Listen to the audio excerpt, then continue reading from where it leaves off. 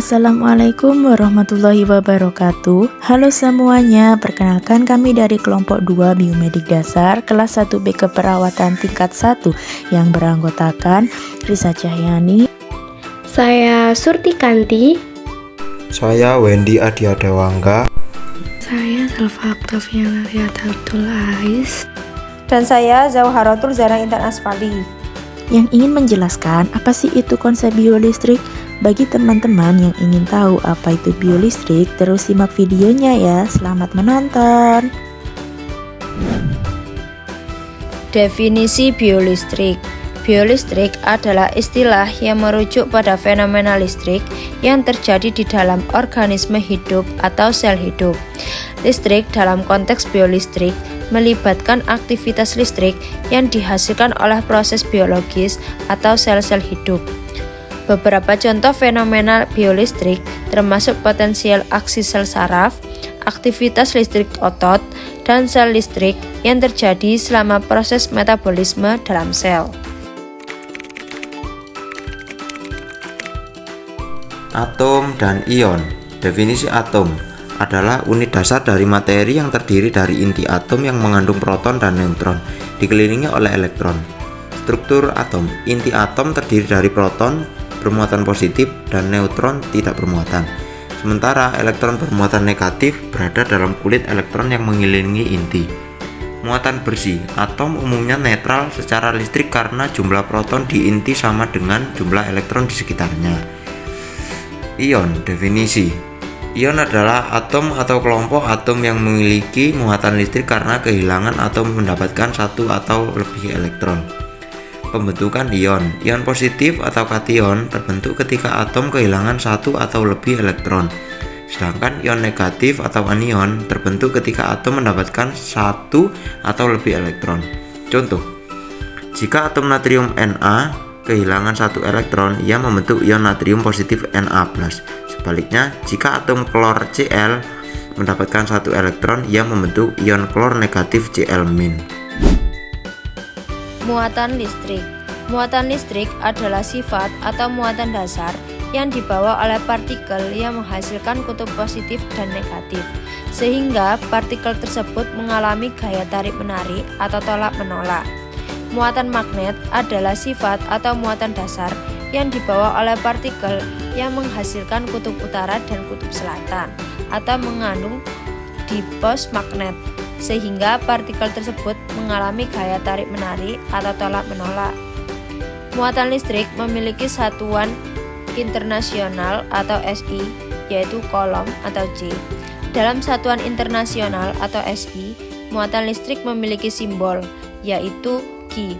Simbol Q melambangkan satuan internasional dari muatan listrik. Muatan listrik yang ada pada suatu benda bisa berupa muatan positif atau proton dan bisa juga muatan negatif atau elektron. Rumus dari hukum Coulomb yaitu F sama dengan K Q1 dikali Q2 dibagi R2. F adalah gaya elektrostatik antara dua muatan, K adalah konstanta elektrostatik, Q1 dan Q2 adalah besarnya muatan pertama dan kedua. R adalah jarak di antara muatan.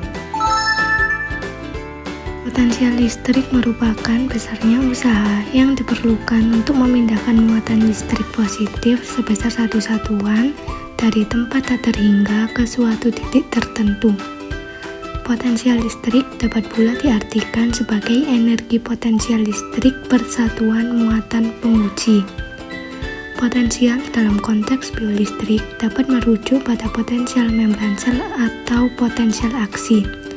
Potensial membran adalah perbedaan muatan listrik di sepanjang membran sel, sedangkan potensial aksi adalah lonjakan sementara dalam potensial membran yang terjadi saat sel menerima stimulus tertentu. Potensial ini penting dalam transmisi sinyal saraf dan aktivitas seluler lainnya. arus listrik dan hambatan listrik. Arus listrik. Arus listrik merupakan aliran elektron yang bergerak dalam satuan waktu. Namun, hal ini memiliki arah yang berlawanan dengan arah elektron. Jika elektron yang bermuatan negatif, maka akan mengalir ke kutub positif. Sebaliknya, arah arus listrik menjadi berlawanan sehingga akan mengalir dari kutub positif ke kutub negatif. Hambatan listrik. Hambatan listrik atau resistansi adalah kemampuan suatu benda mencegah atau menghambat aliran arus listrik. Resistansi listrik juga dapat diartikan sebagai besaran listrik pada suatu benda atau perangkat yang dapat mengurangi aliran yang melewatinya. Potensial listrik pada berbagai keadaan sel. Potensial listrik pada berbagai keadaan sel atau transduksi sinyal potensial membran, istirahat, depolarisasi, hiperpolarisasi, potensial aksi. A. Potensial membran istirahat. Seperti kita ketahui bersama, di dalam sel terdapat lapisan yang disebut membran sel, dan di dalam sel terdapat ion NaCl dan protein amnin. Perbedaan potensial melintasi membran sel antara cairan di dalam sel dan cairan di sekitarnya.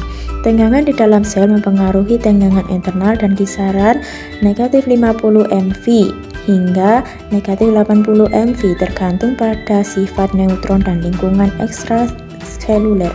Di sekitar sel, dalam keadaan normal, konsentrasi ion Na di luar sel lebih tinggi dibandingkan di dalam sel. Dibandingkan dengan potensial di luar sel, potensial di dalam sel bernilai negatif dan disebut potensial membran. Jika ion Na di dalam sel lebih banyak daripada di luar sel, maka perbedaan potensial di dalam sel lebih besar daripada di luar sel. Polarisasi potensial istirahat dihasilkan oleh konsentrasi natrium Na dan kalium K di dalam dan di luar sel. Bagian dalam sel lebih rusak dibandingkan bagian luarnya, dengan membran yang memiliki permeabilitas berbeda terhadap ion dan ion lainnya. Membran ini tidak dapat menolak molekul besar yang merupakan masalah dalam sel.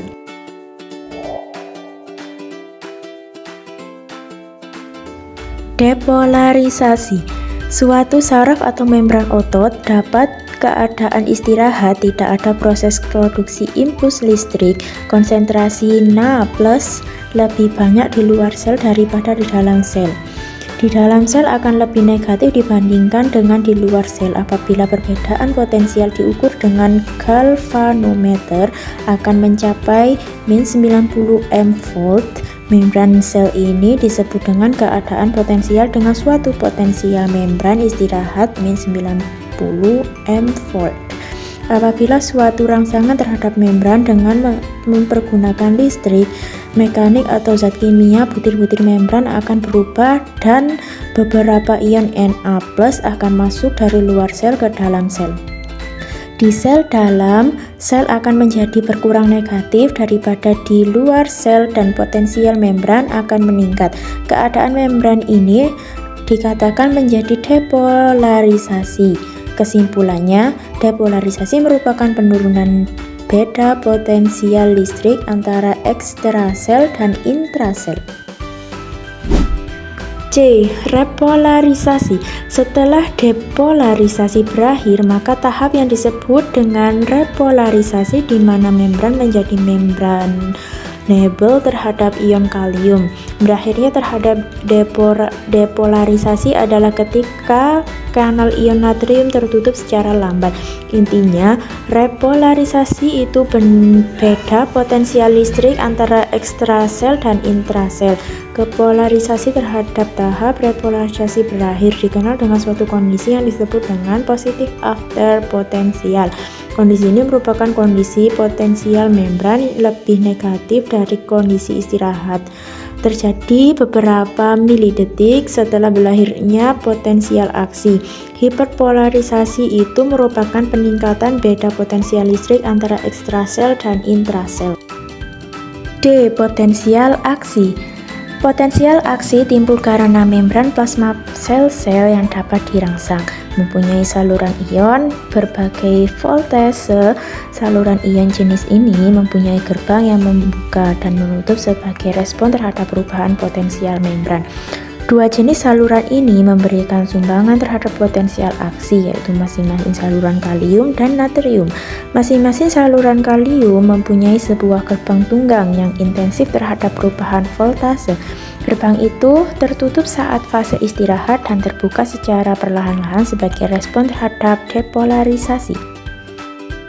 Sekian presentasi dari kelompok kami. Bila ada salah kata mohon dimaafkan. Kalau yang tidak ada salah itu perempuan. Wassalamualaikum warahmatullahi wabarakatuh.